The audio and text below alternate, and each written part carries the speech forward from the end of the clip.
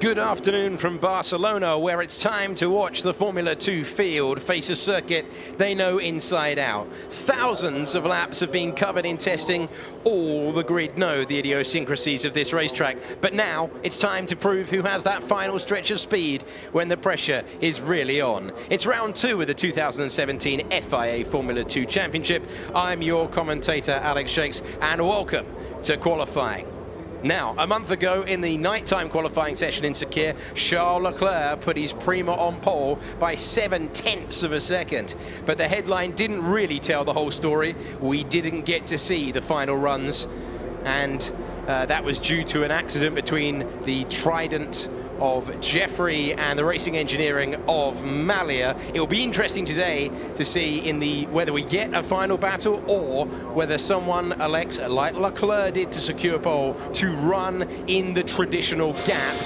There is the man, not only on pole in Bahrain, but fastest in the only practice session available to them, the Monegasque driver, the Ferrari Junior, laying down an early gauntlet. But the story of the season so far, and it's a very short story so far, is the tyres. Prima, very, very strong indeed on the harder compound. We're running a hard compound and a soft compound this weekend at the Circuit de Barcelona, Catalunya. As we see the pit lane there and everyone waiting for the green light at the end of the pit lane to signal this 30-minute session will be underway. And there is the queue, pretty congested out in the battle to get out. Track position absolutely crucial, and the banker lap absolutely crucial as well. Antonio Fuoco had a real nightmare earlier in practice. His DRS wasn't working, and he didn't know at lunchtime the reason why his car had stopped on the circuit. Not an ideal preparation for one half of the Prima garage, an ideal start to the weekend for the other. We have a green light at the end of the pit lane. We are underway for qualifying here in Barcelona. What a day for it is as well. As you can see, the yellow-walled soft tyre on all of the cars. 2 sets for the weekend, and they will begin their preparation laps to bring those tyres up to temperature, to bring the brakes up to the optimum, and they'll need them down to turn one. It is a massive stop, and because this circuit is so aero-dependent, they'll be running the least amount of cooling on the brakes possible. You see the ducts there just on the inside of the tyres. Looking at Ralph Boschung, who, again, not really feeling the pressure early on. He's one of 5 GP3 graduates to Formula 2 this year, and he will just be attempting to learn the machinery, learn the tyres, and try and post a solid lap time. His aim today to get in the top 10. There are others in the field with loftier ambitions, notably Alexander Albon. You see him there trying to fight over track position, and he was very much a factor for the fastest time this morning, clocking a 1:30.0. Remember, that was on the hard compound. Albon did 21 laps, Leclerc only 16. So Leclerc clearly very, very pleased with the initial balance. But to go back to that point about the hard tyres, in Bahrain, really Prima, it was a venue that they hadn't visited before with this equipment, and they initially struggling, very, very robust between the Rapak's teammates. Teammates on paper, maybe not in practice. That was a little bit rude, considering it's only for track position. We've already seen earlier this weekend the racing engineering of Gustav Malia, the car you're looking at right now, blocking Sergio Canamassas, much to his disgust. No penalties for the field. You see the DRS open, one of 2 zones around this racetrack. The first down here to turn 1 on the pit straight, and the second, unsurprisingly, on the back straight. Remember, it's that back straight last year where racing engineering in GP2 were able to secure victory, with Norman Nato sliding past Pierre Gasly at this very corner in order to take the first position on the road. That was a breakthrough there. It is, of course, racing engineering's home race. We're on board with another man who's looking forward to his home event. That is Sergio Canamassas. And now you just see various drivers in the field backing off, knowing the pressure on this opening run.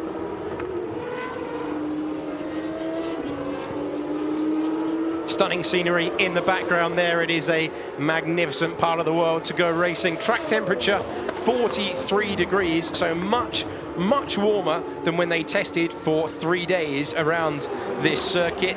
In the test, the Rapax of Johnny Cecotto and Nick de Vries went very well indeed. The ARTs look especially strong, notably Nobuharu Matsushita, but in the slightly warmer temperatures, it's only Alexander Albon who's shone so far. But we're on a different compounded tyre and we're in a different mindset entirely now. You saw that between the teammates. De Vries immediately sort of with his war face on, you're not coming through, you're not having any room. He's not prepared to give an inch. Remember, Nick de Vries on debut 1 month ago managed to get himself onto the front row of the grid. That was a sterling effort. We had 2 GP3 graduates on the front row, and now we have Jordan King, who put in a very fine weekend indeed of 4th and 5th, coming across the line. DRS open and giving it everything as he heads down to turn number 1, hardest braking point on the racetrack.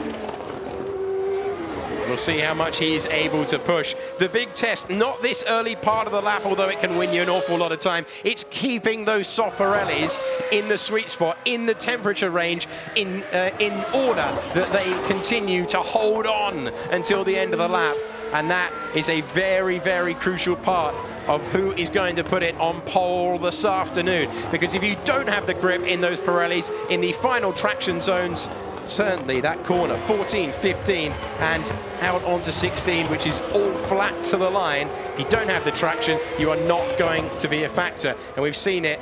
That was certainly an issue for Fuoco in the final part of the lap. One of many issues he had earlier on, but he didn't seem too stressed. He seemed stressed when he got out of the car, but he'd shaken it off by the time that he'd gone to have some lunch. So Jordan King setting representative lap times out there on the circuit. Always a good indication of how well the car is set up. He seems to have hung on rather nicely. It will be interesting to see if he goes for another push lap. Last year in the same machinery, King was very impressive indeed. He was in the top 5 3 times, and it's a 29.5 for the man from MP Motorsport. Delatraz slotting in behind him in 2nd position. Camera in there as well, and Albon is behind initially. So it's King, Albon, Camera, Delatraz and Ollie Rowland slotting in there in 5th position. Nobuharu Matsushita has gone 3/10 adrift, as Nick de Vries goes 2/10 away. We're looking at Artem Markelov's never had a pole position in this machinery with this equipment, and he's giving it absolutely everything through turn number 9, where crosswinds have been a real problem. The wind direction changing there all the time. Earlier on they had a headwind, then it was a crosswind. It's causing all sorts of movement at the top of the hill. He's now at the highest point of the circuit, fighting the car a little bit, trying to tuck into the apex. Let's see what state his tyres are in.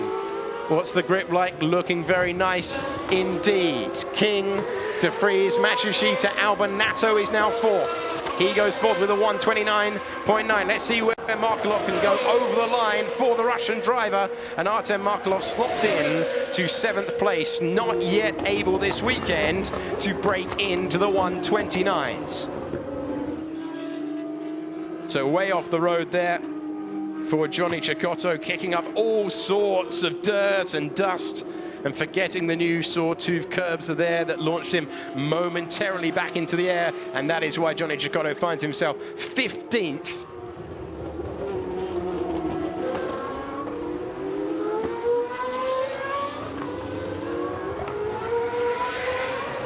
So Luca Ghiotto, is he going for a cool-down lap and to try again? That's exactly what I think he's trying to do. That is also what King, Delatraz, Malia rather, in the racing engineering, he's going to try. So they've done a slower lap, and they're going to see whether there's any life left in these soft Pirellis. Charles Leclerc yet to set a time. Is he going to go for the gap strategy once again that served him so well when everyone else returns to the pit lane? You've got the Sauber team in the background waiting to push their car past. waiting for the call on the radio to get some clear track to attack. Here's Louis Delatraz. He was very impressive earlier on in practice this morning. Torrid time in Bahrain, really couldn't get it to work at all. Very uncharacteristic for racing engineering, but he was back in 5th. That's where they would expect to be. And the middle section of the lap, 7/10 adrift. It's not really what he would want at this stage. So combination of slightly scruffy lap and the tyres not hanging on. Delatraz going to push to the end though. Be interesting to see if he aborts this. He's giving it everything into the final chicane here. Neat and precise and not taking too much of the red sausage curb. Delatraz trying to get himself further up the order. And Delatraz can't improve and will stay within the top 10, but in 9th. Ollie Rowland giving it everything into the final part of the lap as well. Turn 2 up, turn 2 up. Okay, copy that. Don't swear on the radio, please. Don't swear on the radio. Someone down in the broadcast centre has to bleep it.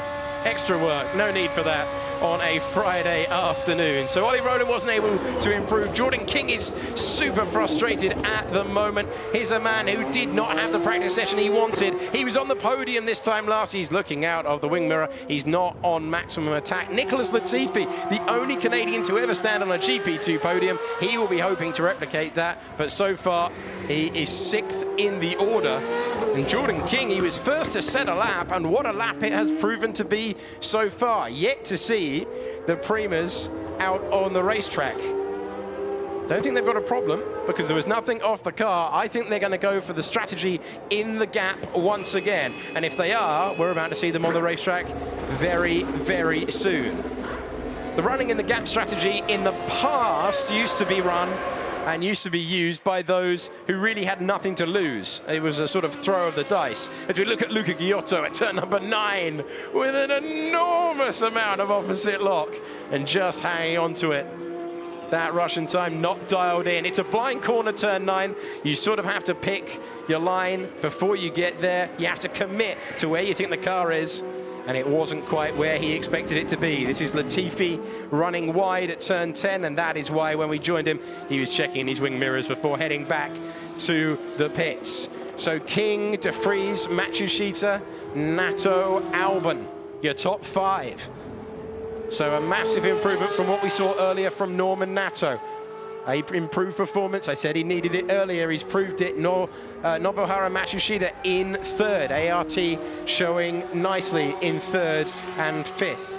But into the gap on the alternate. Remember, the alternate strategy worked wonders for him in Bahrain when he ran in the gap to take pole position. It worked wonders for him in the second race where he took an unprecedented pit stop and still not only got on the podium but won the race. And now Prima, they're such a confident team. That confidence is backed up with a year last year to be proud of. Driver champion in GP2 with Pierre Gasly and team champion at the first attempt with this exact race car that they've brought to the Circuit de Barcelona, Catalunya. 2.8 miles, it's 4.6 kilometers, 16 turns, although some of them blur into one, like these right here, where they'll try and straight line it and hang on. So whilst everyone else is in the pit lane, and we've got Ralph Boschung being pushed by the marshals in the pit lane. So Boschung with a momentary issue, and he will be collected by his team. We're going to focus on a real threat for the 4 points available to pole.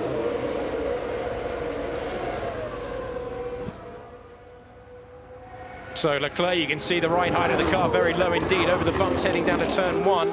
That looks absolutely nailed to the road. On rails through turn number 1. Leclerc wasn't on pole here last year. Oh, it was on rails until a little bit of oversteer in turn number 3. And he's just about hung on to it, but it's cost him time. And that will surely be reflected. Not that much, though. It looked very good in the early part of the lap. And despite that moment, he is wringing every ounce of speed out of the car, giving it everything he's got. The monogas driver proudly displaying the prancing horse on the side.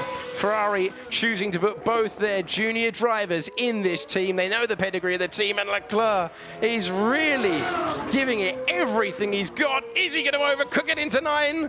Oh, he's just about hanging on to it. This is thrilling to watch, but I dare say it might not be the fastest way to go around this racetrack. No, 3/10 adrift, and Jordan King is looking good at the moment. Remember, despite the fact he is absolutely hustling that Prima with everything he's got, coming into the final part of the lap, will the tyres hang on after the way he's really attacked this racetrack in the opening 2 sectors? Looks tidy, looks clean. It's not that clean on the exit, though. This is not the most composed lap we've seen from Charles Leclerc, but wonderful to see a driver of his caliber attacking it. DRS open, and he's second on the front row, but there's obvious time to improve. Here's his teammate in the background. Can Franco get himself into the top 10? He can in 8th position. His effort 3/10 away from his teammates, and overall half a second adrift of the ultimate pace set by the guy with the very first really representative lap time. This was special to watch in terms of excitement. Absolutely hanging on to it from Leclerc, who wasn't on pole here in GP3 last year, but is desperately trying to take that position in Formula 2, and he did so with some wonderfully entertaining oversteering moments. He will know that a slightly smoother approach, a slightly less spectacular approach, may be able to make up those 2/10 of a second that separate him and the difference between a second consecutive front row start and a second consecutive pole.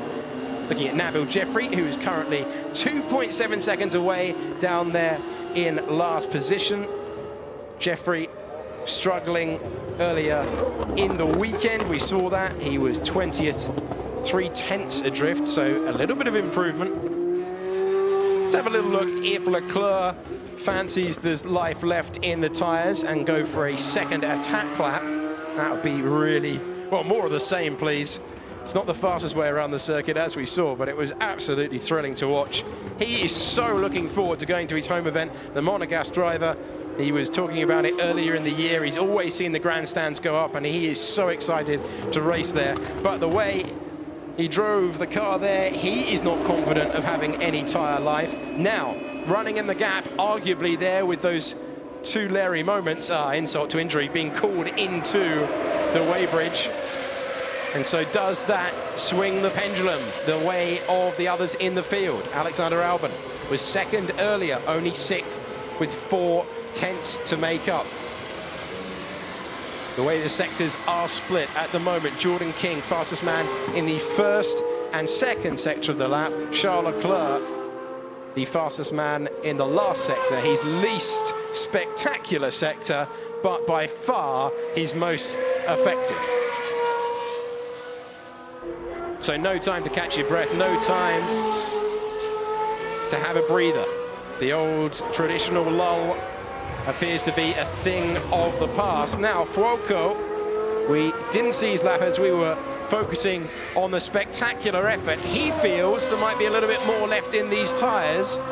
Squirming through turn number 9 now with the DRS open. He's posted in the first sector of the lap a personal best, a 24.9, just a little bit away from what King has managed, but that is fallen away in the second part of the lap.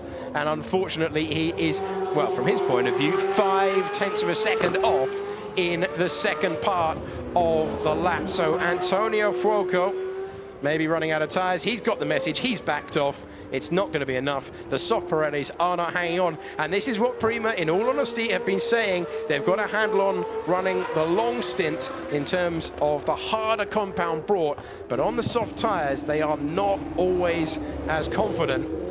Not what we saw last year, but it is what we're seeing in Formula 2 in 2017.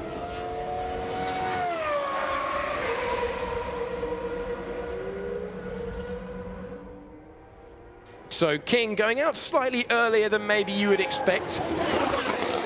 The usual rule seeming not to apply. He knows he's got a golden opportunity. He knows that by running first, traditional wisdom would dictate that after 2 sessions of Formula 1 rubber, you want to be the last man over the line to try and collect all of the rubber that's been laid into the track surface. But King wants a clear racetrack. He wants to attack. It's what worked for him in the early part of this session. It's what it's working for him right now. It's a purple sector. It's the best of anyone so far. A 24.7 for Jordan King as he sends it to turn 7 and 8.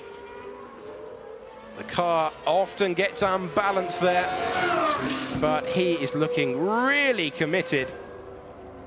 DRS open, none of the theatrics that we've seen from some others in the field.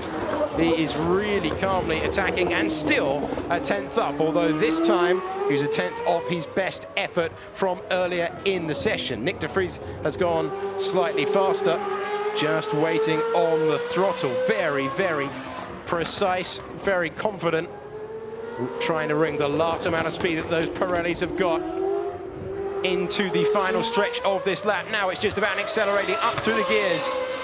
And then he will go 29, 30, 31 gear changes for the lap and across the line, but he's not able to improve.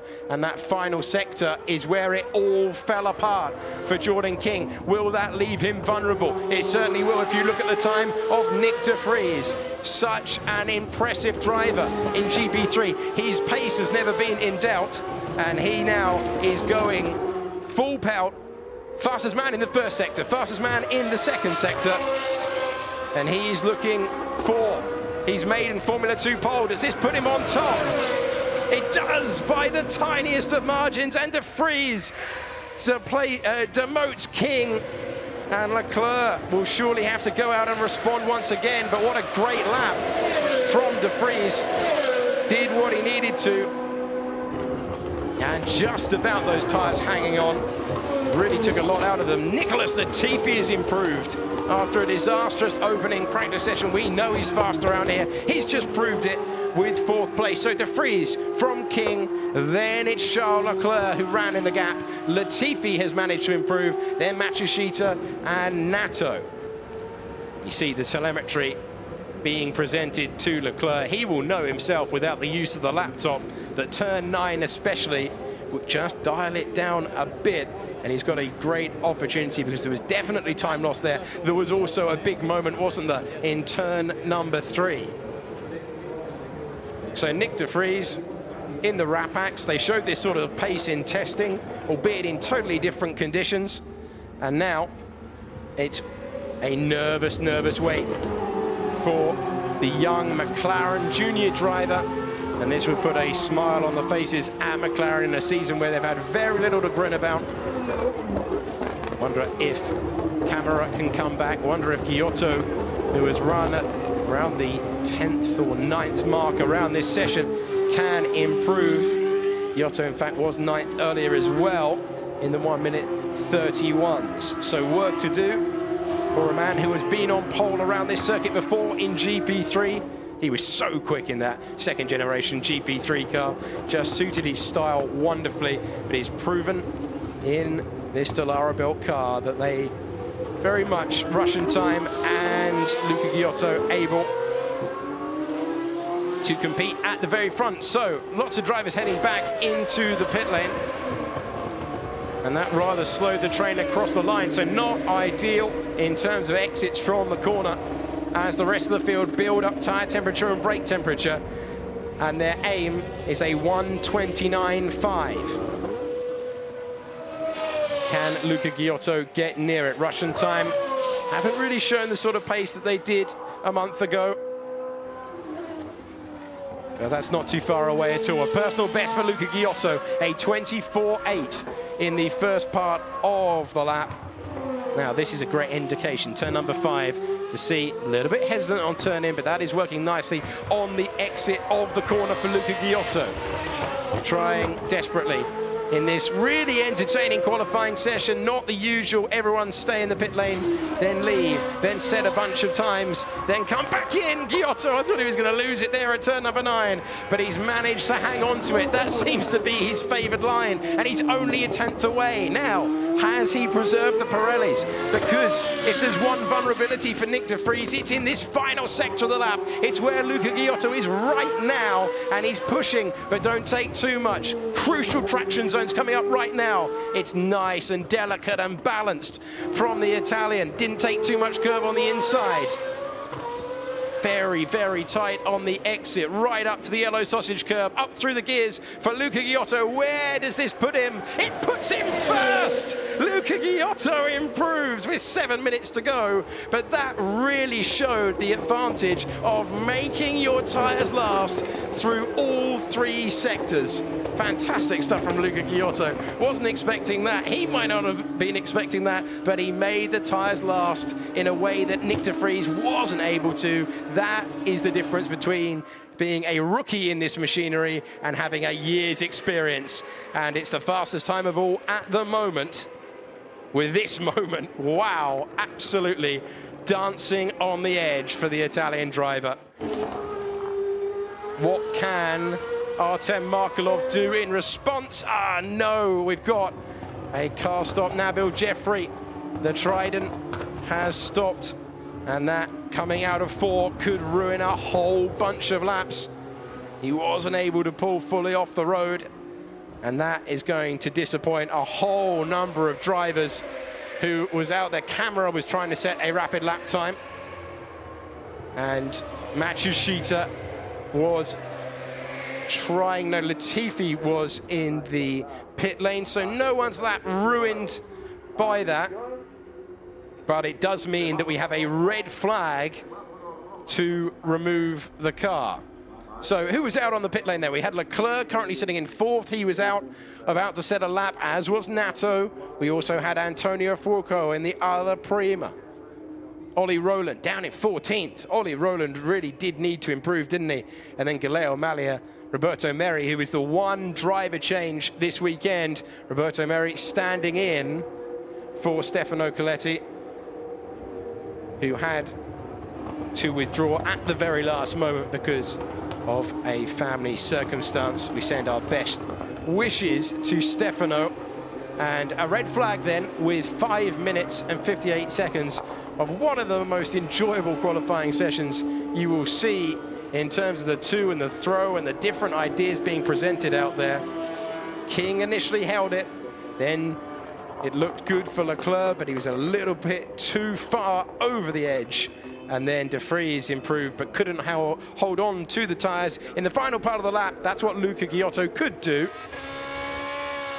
And so this is Artem Markelov, and is that the fire extinguisher? Yeah, it is. And he is going to have to get that fixed. So it's warm out there, it's not that warm. Air temperature 25 degrees. We saw that with Pierre Gasly, so it looks hilarious, but the problem is that if that fire extinguisher is not full, you get disqualified. So they've got to find another one, and of course Russian Time will be aware of that. Giotto out of the car, and he has done his 2 runs for the day. Thumbs up for now, but with just under 6 minutes to go, that is enough time for everyone to get out. But at the end, if they can recover the car, and another mention for the FIA Volunteer Day, a day to celebrate all the marshals, and they are getting rid of the Trident nice and quickly so we can get back underway and go into a crucial final part of this session. In latter years of the GP2 series, certainly 2012, 13 and 14, the winner didn't come from the first 2 rows of the grid, but in the latter years of using this machinery, we've seen Gasly win from the front, Nato win from the front row, I should say. Gasly was on pole last year, and Van Dorn win from pole as they attempt to reverse the Trident behind the barriers. And so in recent seasons, the emphasis really placed on delivering in this session. So Giotto seemed very, very, very, very confident indeed, didn't he? With the thumbs up and speaking to his engineer. But that is not to say we're not going to see someone beat that time. At the moment, fastest in the first sector, Nick de Vries. Fastest in the second sector, our current pole sitter, Luca Giotto. And in the final sector, Charles Leclerc. Before my quick one. And so I slowed down in the last sector to make a gap with him. But it was going like 20 km per hour. And at the end, he went to the box the last time. Like, oh, it's stupid. That's stupid. So Nobuharu Matsushita going for the second answer there, and he doesn't think he's able to improve. So are we going to see drivers out of the car? We've got Artem Markelov still in the car. We've still got Galeal in the car, Nato. So whilst Matsu thinks it's a little bit silly, we're going to get going in exactly 1 minute. There we are, take long enough to say it. So 1 minute to go, and that is why you are seeing the cars run to the end of the pit lane. So Nobuharu Matsushita doesn't think there's much in the way of a chance to improve, but the rest of the pit lane are going to give it a go anyway. The rest of the field waiting. It's going to be really important to find yourself a clear track. It's going to be really important to find yourself a clear track.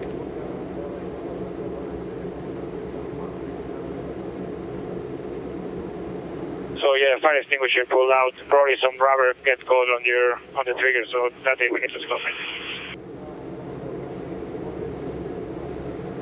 it. So Markelov not having what he needed, and he is now out of the car.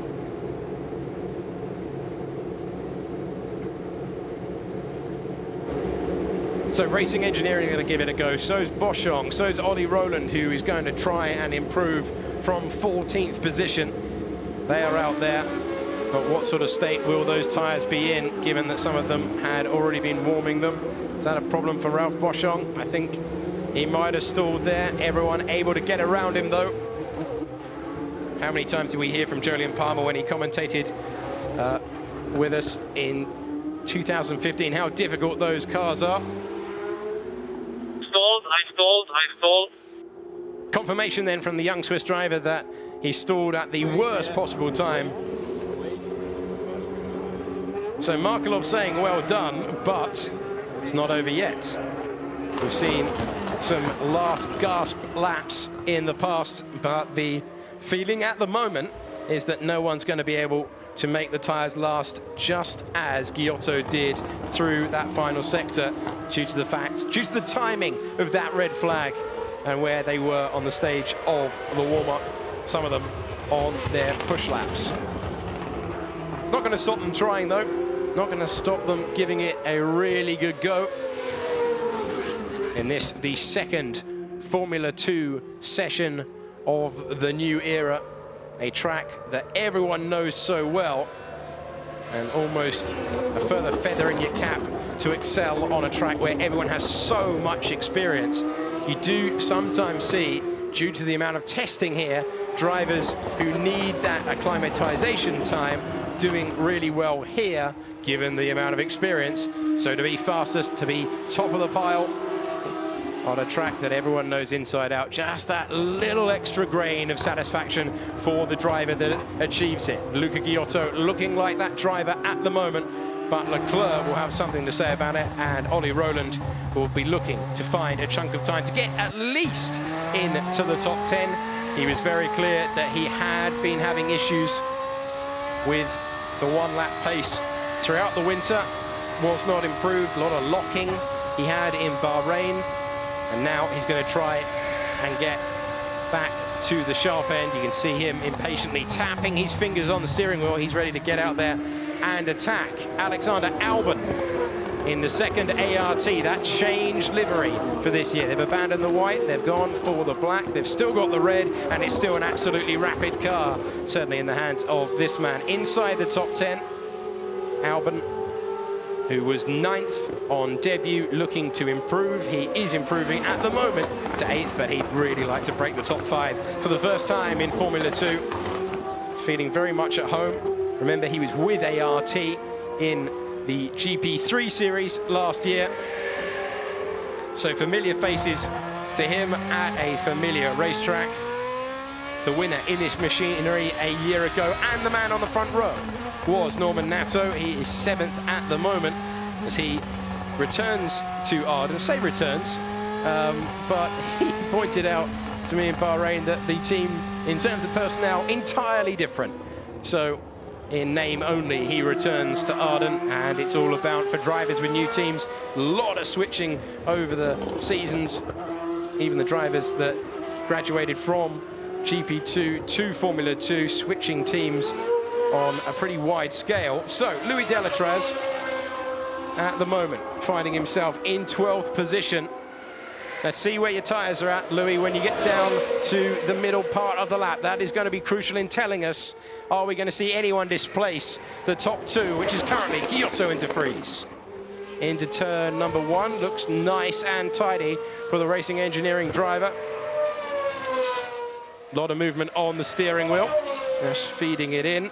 They try to run as wide as possible through 3, 4. It's never perfect. That was what one driver said earlier, and now it's down the hill. Locking very, very typical into 5, but he's escaped that at the moment. And going to be really interesting to see Delatraz managing a personal best just 2 tenths away from the pole time. So a lot of faces expecting no improvement. Well, they'll be looking at the timing screen and they'll be scratching their head, because it won't be the threat from Delatraz, but it maybe will be the threat from Leclerc and Matsushita, Nato and Albon that could be a risk. So De Vries is in the pits, Giotto is in the pits, King in there as well. They don't think there's going to be any improvement. They don't want to take any more tyre life out of those soft Pirellis. Delatraz, though, in the final part of the lap, he's driven really nicely, trying to break into the top 10 for the first time in Formula 2. 1 corner to go for the young Swiss driver, who goes up through the gears and dips to the line. Is there an improvement for Delatraz? He's into the top 10, and he improves. There's a spin there for Johnny Cecotto, who's been all over the road, but if he doesn't recover, it's going to be a yellow flag, and it's going to be the end of anyone's chance to improve. These guys are beyond it. Where does Ollie Rowland manage to get himself? 4th, Nato up to 5th. So both of those guys able to improve. Alexander Albon going really nicely with personal best in the 1st and 2nd sectors. He gets himself up to 4th now. Still no one able to displace the top 3 that currently sit in the pit lane. Matsushita can't improve, had to back out, did he? And in the background, Galale as well. The clock is running 0. Remember, anyone on the lap can continue, but it was an improvement from Alexander Albon. Here is Charles Leclerc, fastest man in the middle sector. That is why Giotto is craning his neck on the pit wall. He wants to know whether it's going to be him or this man here. The next few meters will tell us. Leclerc for the line, and Leclerc takes pole at the last possible moment. Despair for Giotto, and Charles Leclerc, with a much more assured lap this time, displaces the Italian to 2nd, and, well, some doubted the tyres would last, but he's done it! Woohoo! And he sums it up nice and succinctly. Wonderful stuff, Charles Leclerc, the standout young driver, hyped by many in this field, but he has delivered at the very, very end. Credit to Ollie Rowland to get himself up from 14th to 6th. Well done to Alexander Albon, who got himself from 8th to 5th right at the end there. But Leclerc... Well, I don't know what to say. Thank you for the car, but thank you for the car. He's going to stick with thank you for the car. And that is a team and driver working well since day 1. We knew that he had an awful lot of speed that he chucked away with that Larry first effort. It was thoroughly enjoyable to watch. Markelov thought his teammate was on pole. Leclerc had other ideas, and it's Charles Leclerc who makes it 2 from 2. He's very, very rapid on these soft tyres. Was able to make them last when they wouldn't have been in the best situation. So despite the obstacle of the red flag, he has delivered, and that will be so rewarding to the young Ferrari Junior, who once again takes pole in Formula 2. The only man to do so in the new era so far. Not 7 tenths this time, just under 2. And Giotto, given the struggles that Prima had, given the strength of running long on the different compounds, will feel that Russian Time's tyre management might put them in better stead in the race. But that is going to be a fascinating battle between the runner-up of the 2015 GP3 series and the winner of the GP3 series from last year. I can't believe we are P1. And despite the fact he's had nearly the entire lap to comprehend it, he can't believe it. Don't stick it into the ambulance, Charles. And he's just about stopped the car in front of the GP3. You see in the background the GP3 team's ready to come into the pit lane to start their season. But it's Charles Leclerc who has managed to pull a lap from absolutely nowhere. And you heard the disbelief in his voice. Could not believe what had just happened. Back into the Formula 2 Parc Fermé. And so, at the last round, it was an impressive performance in the gap from Leclerc that left him watching on the pit wall. This time, the man watching on the pit wall disappointed by Leclerc. That's the sort of formidable opposition they are offering as a combination earlier on. So let's confirm the order then after a thoroughly entertaining 30 minutes of qualifying. Charles Leclerc makes it 2 poles from 2. Giotto on to the front row. Very impressive as well to make those tyres last through all 3 sectors. Then we had De Vries, King, Albon, Ollie Rowland got himself up there at the end there. Norman Nato in 7th. 8th, Antonio Fuoco in the other Prima. Then we had Nicholas Latifi in the top 10, along with Nobuharu Matsushita, who wasn't able to improve with his teammate. Louis Delatraz was 11th. 12th, Ralph Boschong, who stalled at the end there. Then Artem Markelov way down in 13th. He will see that as a challenge on the alternate strategy tomorrow. Then there was Camara, Meri, Chicotto, Galeo, Malia, Sergio Canamassas at his home event, and the Trident, sadly, on the last row of the grid with Nabil Jeffrey in 20th. But, well, I can't believe what he's put together, but we've known for some time that he is a special talent. He's proven it once again when he needed to. But it's Charles Leclerc who will start with no one in front of him. Gets a congratulations from his manager, Nicholas Tott. And it's going to be, with what we saw in terms of tyre life from the Russian Time a month ago, a fascinating battle.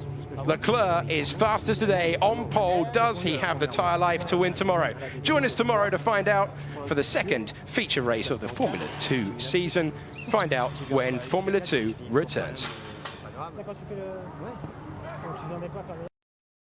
Enjoy Sky Sports F1 Live on all screens, on the go, and the best bits on demand.